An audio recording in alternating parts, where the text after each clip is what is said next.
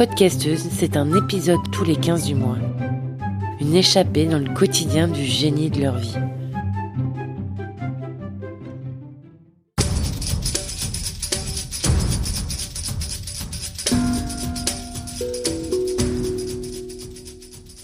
Ça m'a toujours paru complètement dingue que l'homme utilise la terre pour la fabrication d'objets depuis la préhistoire.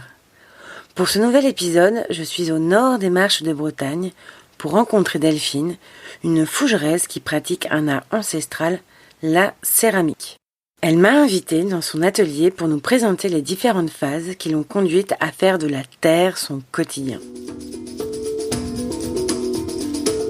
Donc du coup, Delphine, c'est quoi ton parcours ? J'ai fait des études de graphisme. Tout ce qui est art m'a toujours intéressée. Je dessinais depuis toute petite. Voilà, c'était mon échappatoire. J'étais tranquille dans ma bulle.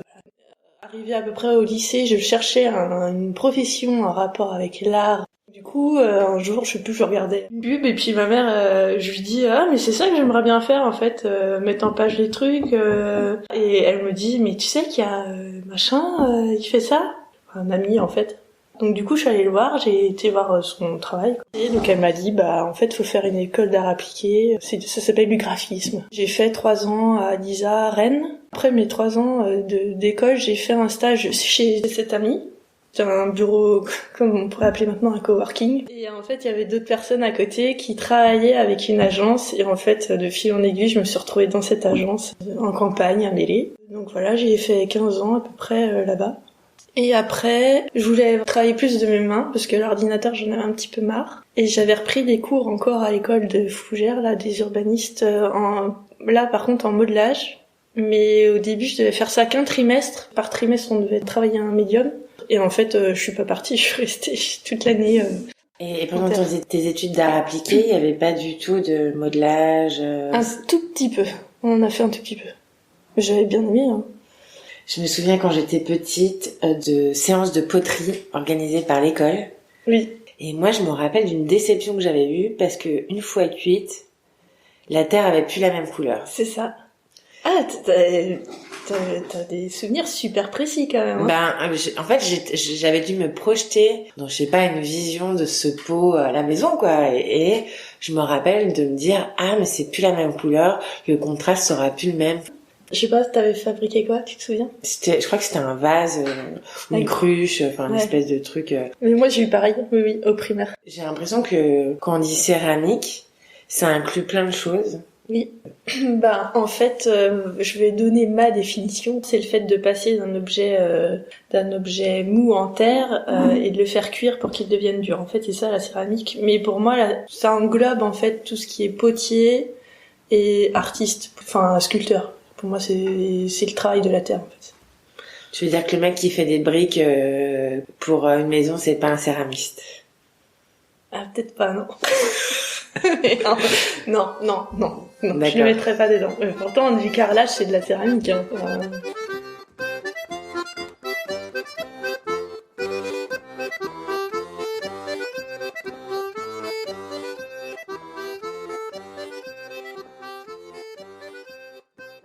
Donc depuis ton école d'art appliqué, tu as fait une formation de céramiste, c'est ça ? Oui, j'ai fait une année scolaire à côté de Vannes, à Séné. Donc c'est une école professionnalisante. Qui te donne un diplôme à la fin. C'est ça, le CAP, tournage. Je voulais pas que ça soit une formation pour du loisir, quoi. Je voulais vraiment apprendre leur métier, quoi. Le fait d'avoir un diplôme, est-ce que ça a une influence sur les gens quand ils te voient Non, les clients, je pense qu'ils s'en fichent royalement si j'ai un CAP ou pas. Je savais pas si j'allais par exemple faire des interventions à l'extérieur, style dans les écoles justement. Et là, ils peuvent demander un CAP. Donc je me suis dit, je préfère avoir un CAP et puis après je fais ce que je veux en fait. Moi j'ai mon CAP quoi. Tournez-vous, virez-vous mademoiselle, tournez-vous, virez-vous comme moi, tournez-vous, virez-vous mademoiselle, tournez-vous, virez-vous comme moi, et balancez-moi, ça fera des rides. Et donc après, tu t'es dit, j'arrête de bosser et je fais que ça. Normalement, j'étais censée retourner dans mon entreprise, sauf que c'était l'année du Covid, Donc il y avait plus du tout de travail et en fait ils m'ont licenciée. Et donc je me suis donné 1 an pour vraiment prendre le temps de faire des recherches, de trouver mon univers. J'ai créé l'entreprise en novembre 2021. C'est quoi ton univers alors? Ce que j'aime, c'est le sobre et l'intemporel. Alors j'espère que ce que je fabrique retranscrit ça. Ouais, le sobre et l'intemporel. Et puis c'est un peu ce qu'on me dit aussi. Donc c'est un univers qui peut aller dans tout type d'intérieur et qui traverse les époques. Enfin, on peut pas forcément le dater, se dire ça c'est des années 30 ou tu vois. C'est surtout ça, oui. Pas trop de, entre guillemets, motifs ou beaucoup de mélange de couleurs. Non, c'est très noir, blanc, brut. J'aime beaucoup le brut. Laisser la terre apparente, en fait, parce que je trouve que ça suffit. Cette terre qui change de couleur quand oui. tu la cuis. Ouais, faut appréhender ça. Hein. Bah oui, même quand tu tournes, en fait, tu arrives à te projeter l'objet final, par exemple, cette terre violine, la lit de vin qui donne à la fin cette couleur-là. Au début, je la tourne, elle est jaunâtre, quoi. Qu'est-ce que tu entends par tourner? Ça veut dire que c'est... Je l'ai fait au tour de potier. D'accord. Donc je fais un peu les deux, en fait. Je fais du tour de potier et aussi du modelage, donc de la sculpture. J'ai un peu besoin des deux, en fait. Le tournage, c'est forcément des objets cylindriques. Bon, après, de formes plus ou moins différentes, mais ça reste du cylindre. La sculpture, en fait, on peut faire vraiment tout ce qu'on veut, toutes les formes, enfin, c'est... Et du coup, tu fais que des choses utilitaires? Ouais. Ben, en fait, je fais un peu de l'utilitaire décoratif. C'est-à-dire que je suis pas arrivée à l'utilitaire alimentaire. Sauf là, je commence les mugs. Ouais, je suis plus dans la décoration. Donc c'est surtout vase... ou une collection que j'ai appelée danseuse là, et les gens me disent ça sert à quoi? Juste faire joli chez soi. Est-ce que tu saurais définir l'influence de l'enjeu commercial sur tes collections? Pendant mon année de recherche, je me suis dit je fais d'abord ce que je veux et je vois si ça marche, et si ça marche pas, bah j'arrête tel produit et puis je réinvente d'autres choses, mais c'est d'abord par rapport à ce que je veux moi, quoi. Enfin, des fois on peut me faire des commandes, si je vois que c'est dans mes cordes et que ça me plaît de le faire, je le fais. En fait, quand j'étais graphiste, justement, c'est ça aussi un petit peu qui, au bout d'un moment, m'agaçait, c'était de répondre tout le temps à des souhaits des gens.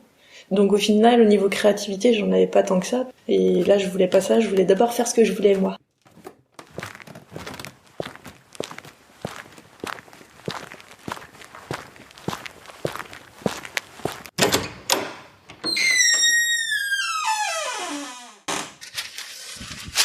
J'ai une petite commande.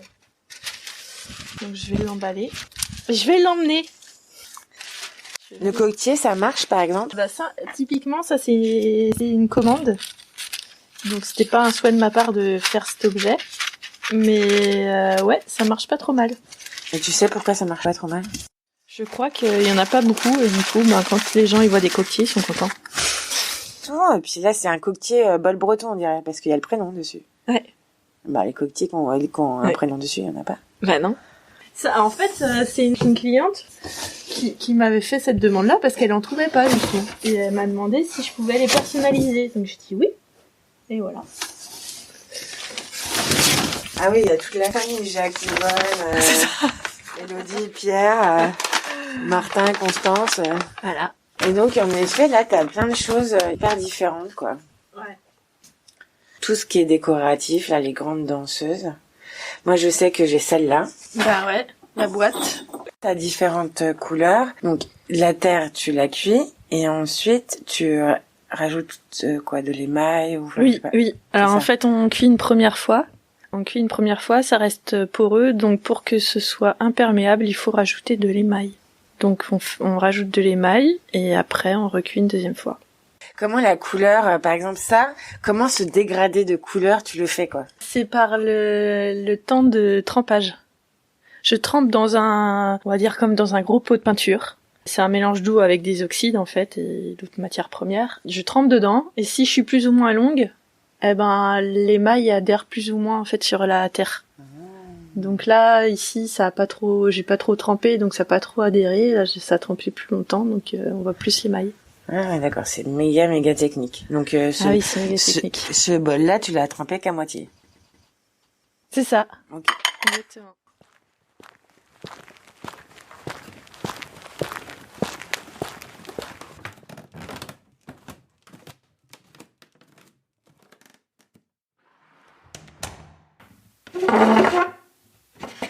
Parce que en termes d'équilibre financier, tu y arrives ou c'est encore... Non, j'y arrive pas encore.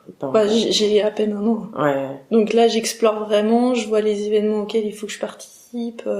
Faut déjà être au courant des événements. Après, faut que j'arrive à rentrer un petit peu dans la sphère, on va dire, céramique. Et une fois que tu y es, après, t'es plus au courant de tel ou tel événement. Mais là, je partais en fait de zéro. Donc cette année, j'ai tenté des trucs, mais qui fonctionnaient pas forcément parce que j'étais pas au bon endroit en fait. Mais il faut aussi façonner sa stratégie commerciale, j'imagine. Et ça, tu le fais via les réseaux sociaux, tout ça. T'as un site internet.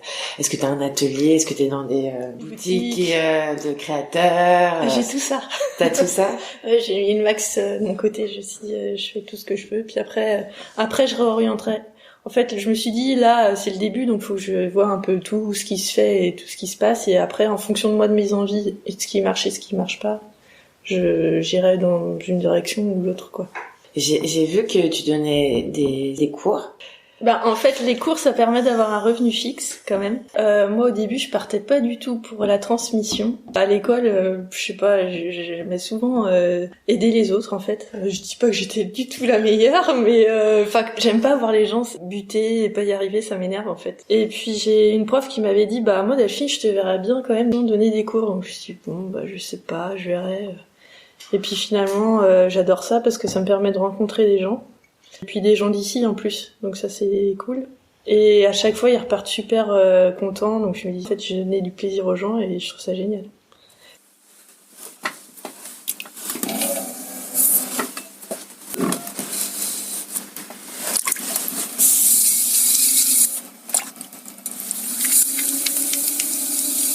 Les gens qui font des cours avec moi c'est du tournage.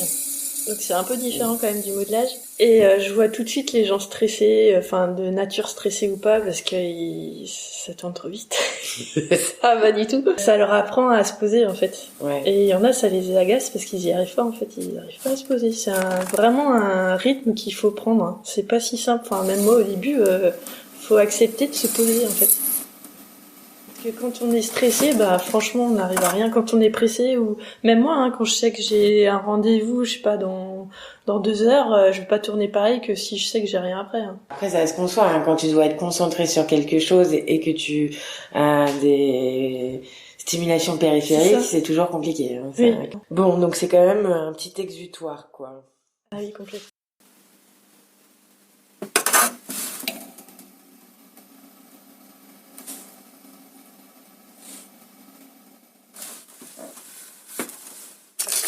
Et pour les boutiques de créateurs, ça se passe comment, les liens que tu...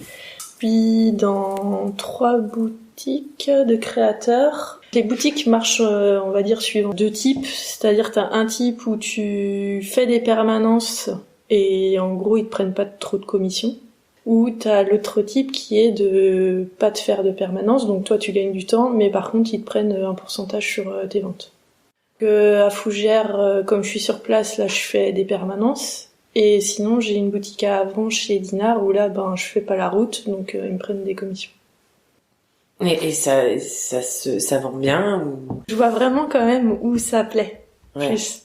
Où ça marche le mieux en fait c'est à Dinard. Vraiment là je vois que ça plaît. J'ai réussi à vendre une sculpture, j'étais trop heureuse. Parce que c'est vrai que une tasse Ikea ou une tasse qu'on fabrique nous, c'est pas le même prix, hein, ça c'est clair. Les goûts et les couleurs, c'est pareil. Et moi, j'ai toujours du mal à différencier un artiste d'un artisan d'art, par exemple. Oui. En fait, je me définis comme une créatrice. Comme ça, au moins, c'est bien. Tu mets tout ce que tu veux dedans et puis tu catalogues pas. D'accord, donc t'es une créatrice de céramique, voilà. Voilà, c'est ça.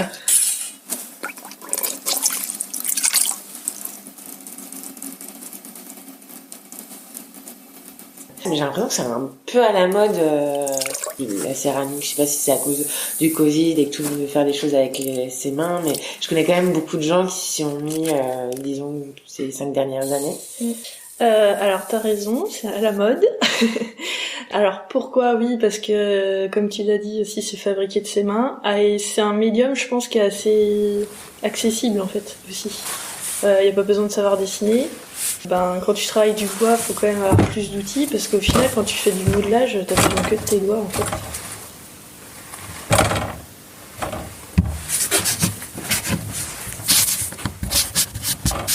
T'as besoin d'un four quand même. Si tu veux cuire, oui, c'est mieux. Mais ça, c'est pareil, tu peux trouver des céramistes ou des écoles qui acceptent que tu cuises chez eux en fait. Ouais, d'accord.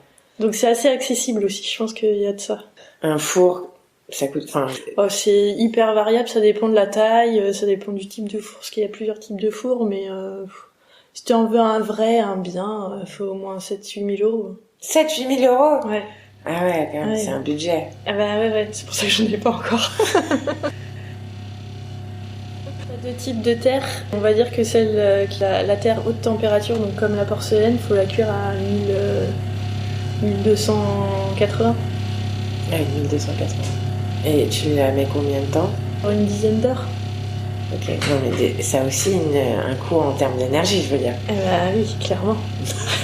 On est valvaré. Et qu'est-ce que tu conseillerais à quelqu'un qui veut s'initier du coup? Bon, évidemment faire des cours avec toi. Je me pensais. Faut être très très patient et savoir se poser, en fait, c'est ce qu'on disait tout à l'heure. C'est vraiment la clé du truc, c'est savoir faire le vide, se concentrer à ce qu'on fait et être patient parce que la terre, c'est que une question de patience. Tout ce qui est séchage, cuisson, il y a plein d'étapes, donc faut être super patient parce qu'à chaque étape, ça peut casser, en fait. Donc, ça apprend l'humilité. D'accord. Merci. Merci Delphine. Merci Delphine. Vous pouvez continuer la visite en vous connectant sur www.delphinelécrivain.com. Vous y trouverez ses collections, les informations concernant ses cours de tournage, ainsi que ses points de vente. Je vous mets les liens dans la description. Et nous, on se retrouve le mois prochain pour un nouvel épisode.